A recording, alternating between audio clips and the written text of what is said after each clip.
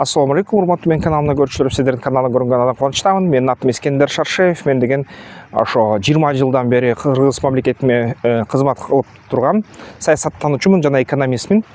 Эми кыскача бүгүнкү ушу темабыз Ражава. Ражава деген бул деген ошо курдтардын бир аймагы, Сирия Аз Шам мамлекетинин ичинде. Ошол Ражаванын мамлекети бүгүнкү күнү ошо автономиясы жоюлду деп эсептесек болот. Эмки кезек азыр Кобани деген аймакка кетет. Эң негизги себеби өткөн декабрдын аягында, ошо январдын башында курдтар козголгон. Анткени ошо Сирия өкмөтү аччара айткан, силер деген ошо биздин сириялык милицияга киришиңер керек. Силер деген баягы өзүңөрдүн аскер түзүмдөрүңөрдү жоюшуңар керек. Жана ошо Сирия мамлекетине кызмат өтөшүңөр керек деп айткан. Автономияны азайталы деп. Курдтар макул болбойбуз деп койгон. Жана курдтардын пешмерга бул деген өлүмгө даяр деп которулат. Ушундай аскерлери, анын ичинде аябай көп аялдар кызмат өтөйт. Каршы чыгып туруп ок атышкан, ок атышуулардан анан көп киши жабыркаган. Аш-Шаранын өкмөтү дагы ошо артиллерияны колдонуштан, Сириянын ошо Ражаванын автономиясы СДФ күчтөрү, ошол демократиялык сириялык күчтөр деп аталат. Ошо куралдарды колдонуштан ушу менен анан эки тарап тең аябай көп адамды өлтүрүшкөн. Ал боюнча мисалы үчүн бүгүнкү күнү так маалыматтар такыр болбой атат, бирок байкаганыбыз боюнча ошо автономия утулду. Ражава курдтөр өзүнүн мамлекетин Сириянын ичинде мындай кеңин автономиясын кура албай калды. Ошону менен Аш-Шаранын аскерлери жеңди жана Түркиянын колдоосу менен жеңишти. Аркасынан дагы Түркия аябай НАТОга наразы болуп аткан, Трампка, мисалы үчүн АКШга, силер деген АКШ дайыма ошо бизди Түркияны НАТОнун ичинде мүчө кармап, бирок ошону менен бирге биздин душмандарды колдоп келгенсиңер деп, ошол Дейр Зор жана ошо Ражаваны эмнеге колдойсуңар деп ушуну аябай сындарды айтчу. Бул жолу Трамп болсо ошол сынга кулак салды. Жана анын сөзү боюнча АКШ жакынкы арада ошол Давосто кече эле айтты, бүт аскерлерин чыгарат Ражавадан, жана ошол Дейр Зордон, жана ошо бүгүнкү күнү ошо Кобаниден да чыгармай болду. Ансыз деле Аш-Шаранын аскерлери ошо Кобаниге чейин барышты. Ошол Дейр Зордогу баягы нефть чыгарган талааларды басып алышты.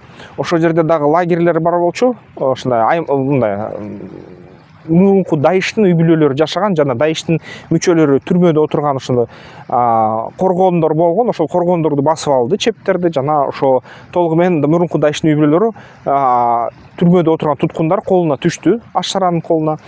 Анын сырткары алар деген ошо баягы толугу менен Ражаванын милициясын жок кылганга аракет кылышты. Азыр ошо качкындар качып атат Курдистандан.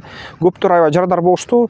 Баягы интернетте кадрлар көп. X'те жада калса ошо мисалы үчүн снайпер кыздарды пешмергадан ошо чатырлардан ыргытып аткандары, жана ошо кыйнап баягы асып же мындай атып салып аткандары, ушундай нерселер болду. Анткени атышуулар, согуштар аябай мыкаачылык менен болду.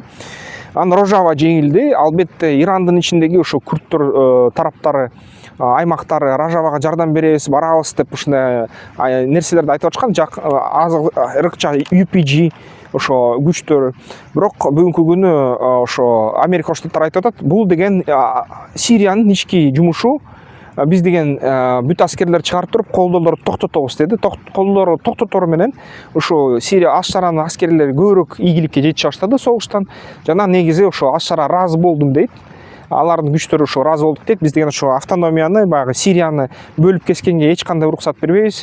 Биз деген ошо сепаратистке жол бербейбиз деди. Түркия дагы аябай ыраазы болду ага. Түркиянын эми расмий өкүлдүкчүлүктөрү айтып атат, АКШнын бул эң туура кылган чечими болду. Ушу колдоону токтоткону эмнин сонун болду. Бул деген бул аймакта тынчтыкты орнотконго чоң жардам берет деп айтып башташты да. Анын сырткары ушу бүгүнкү күнү Түркия дагы айтып атат, ошо НАТОда толук кандуу мүчөлүк ушу бир талабыбыз ушул болчу дейт. Эгерде ушундай нерсеге барсаңар, курдтарды толук биз ошо кыстырсак дейт Түрк чеканын ичинде, анда узак тынчтык ойнойт, бул орнолот дейт да, ушул бул аймакта деп айтып атышат да. Ушундай болду туугандар. Анын сырткары дагы ошол Давосто көп нерселер ушундай чечилиптир. Анын аркасы менен Давосто мисалы үчүн Трамп Гренландияны төө сураса бээ берет деген үркүтүп коркутуп атып, Евробиримдикте акырында бир бөлүгүн алып алды деп эсептесек болот. Анткени ошол бир бөлүгү кайсы десеңиздер, мурунку ракшын базаларына кайра ээлик алды, келишимге кол койду, евро биримдикти коркутуп атып. Демек кайра Трамп укмуштай аябай мындай укмуш бир ишкер экен, ашына ишмер экен деп элдер да сүйлөй баштады.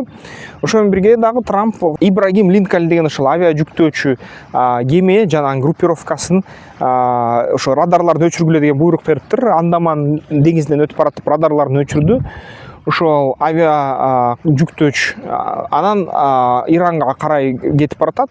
Иранга сокку дардалып атат.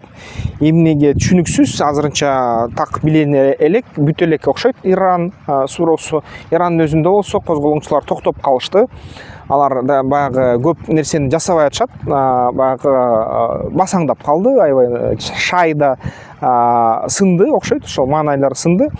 Көп адамдар да өлүп кетти аяктан. Анан албетте бирок түнү менен кээ бир учурда ошол Басичтин имараттарын, ошо банктарын өрттөп атышат.